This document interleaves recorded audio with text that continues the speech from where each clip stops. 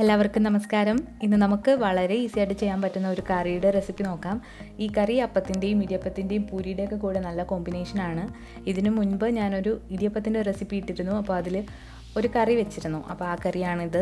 അന്നേരം ഒരുപാട് പേര് ചോദിച്ചിട്ടുണ്ടായിരുന്നു ഇതിൻ്റെ റെസിപ്പി. ഇതെൻ്റെ അമ്മ ഉണ്ടാക്കുന്ന കറിയാണ്. എനിക്ക് വലിയ ഇഷ്ടമാണ്. അപ്പോൾ അധികം താമസിയാതെ ഈ കറി എങ്ങനെയാണ് തയ്യാറാക്കുന്നതെന്ന് നോക്കാം. ഈ കറി ഉണ്ടാക്കാനായിട്ട് നല്ല സിമ്പിളാണ്. അപ്പോൾ അതിന് വേണ്ടിയിട്ട് നമ്മൾ ആദ്യം ഉരുളക്കിഴങ്ങ്, ക്യാരറ്റ്, ചെറിയ ഉള്ളി, ഒരു പച്ചമുളക് ഇത്രയും ചെറിയ ക്യൂബ്സാക്കി മുറിച്ച് വെച്ചിരിക്കുന്നതാണ്. ഇത് നമുക്കൊന്ന് പ്രഷർ കുക്ക് ചെയ്തെടുക്കണം. അപ്പോൾ ചെറിയ ഉള്ളി ഇല്ലെങ്കിൽ നിങ്ങൾക്ക് സവാള എടുക്കാവുന്നതാണ്. അപ്പോൾ ഒരു പ്രഷർ കുക്കറിലേക്ക് നമ്മൾ ഈ എടുത്ത് വെച്ചിരിക്കുന്ന പച്ചക്കറികൾ ചേർത്ത് കൊടുക്കാം. പച്ചമുളക് നിങ്ങളുടെ എരിവിനനുസരിച്ച് ചേർത്ത് കൊടുക്കാവുന്നതാണ്.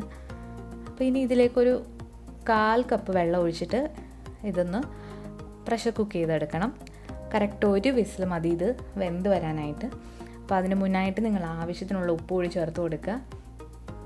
ഇനി ഇത് അടച്ചു വെച്ചിട്ട് ഒരു വിസിൽ വരുന്നത് വരെ ഒന്ന് വേവിച്ചെടുക്കാം. ഒരു വിസിൽ മതി, കൂടിപ്പോയാൽ ഇത് ഒരുപാടങ്ങ് വെന്ത് പോകും. അപ്പോൾ ഇനി ഇതിലേക്ക് വേണ്ട മസാല നമുക്ക് തയ്യാറാക്കാം. ഒരു പാൻ വെച്ചിട്ട് അതിലേക്ക് വെളിച്ചെണ്ണ ഒഴിച്ചു കൊടുക്കുക.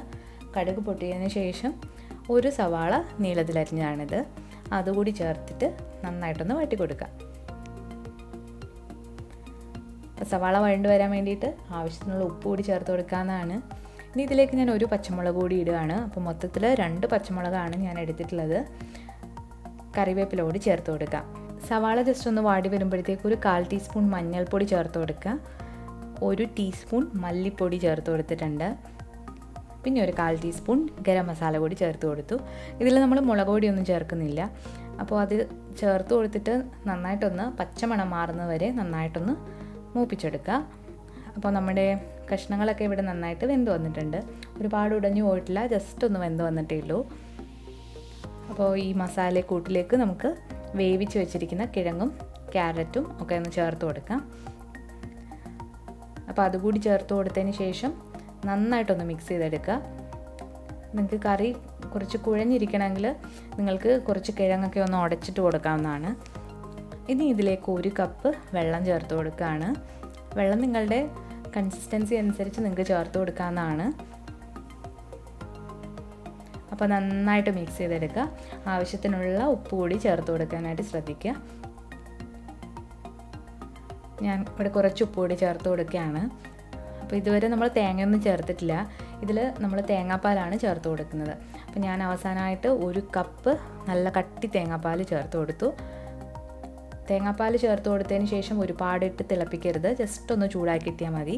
അപ്പോൾ തേങ്ങാപ്പാൽ കൂടി ചേർത്തിട്ട് നന്നായിട്ടൊന്ന് ഇളക്കി കൊടുക്കുക.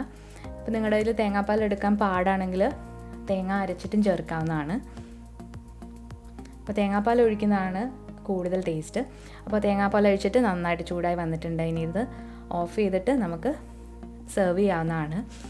അപ്പോൾ ഞാനിതിൻ്റെ കൂടെ കോമ്പിനേഷനായിട്ട് പൂരിയാണ് തയ്യാറാക്കിയത്.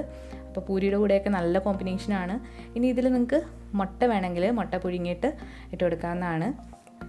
അപ്പോൾ ഇന്ന് വളരെ ഈസി ആയിട്ട് ചെയ്യാൻ പറ്റുന്ന ഒരു കറിയുടെ റെസിപ്പി ആയിരുന്നു ഇത്.